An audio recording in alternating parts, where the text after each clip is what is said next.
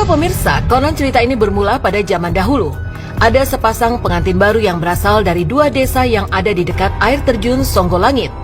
Pada adat zaman dahulu, ada kebiasaan di daerah itu, jika ada laki-laki yang melamar wanita, maka ia akan membawakan berbagai macam perabotan dapur serta hewan peliharaan. Singkat cerita, setelah mereka menikah dan hidup bersama, mereka memutuskan untuk tinggal di rumah orang tua perempuan. Suatu ketika, sang istri bangun pagi seperti biasa dan hendak pergi menuju dapur untuk menyiapkan sarapan. Namun, karena kurang hati-hati, ia menyenggol peralatan dapur sehingga menimbulkan kegaduhan.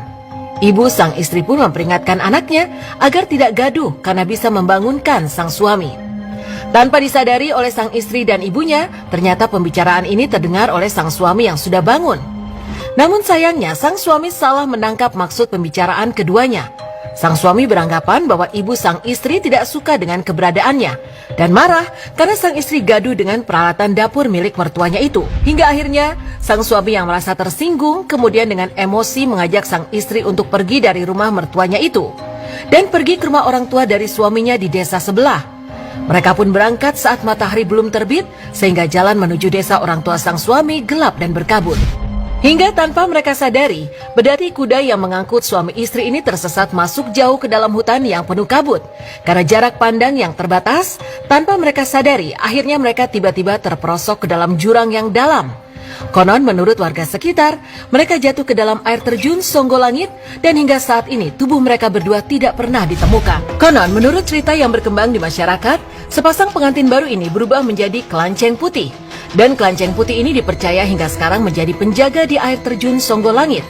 Karena kejadian tersebut, sampai-sampai masyarakat di daerah sekitar melarang perjodohan antara kedua desa tersebut. Konon, menurut warga, jika tetap terjadi perjodohan di antara kedua desa tersebut, maka warga percaya kelak akan terjadi kemelut dalam rumah tangga mereka. Selain cerita mengenai pengantin tersebut, ada lagi legenda yang mengatakan jika di air terjun Songgolangit terdapat banyak sosok makhluk tak kasat mata yang tinggal di sekitar air terjun. Konon di sebelah selatan dan utara dari air terjun Songgolangit terdapat sebuah kerajaan yang dihuni oleh berbagai sosok tak kasat mata. Terkadang baik warga sekitar maupun wisatawan yang datang ke air terjun ini tidak jarang mengaku melihat sosok perempuan yang tiba-tiba menghilang di rimbunnya pepohonan di sekitar air terjun.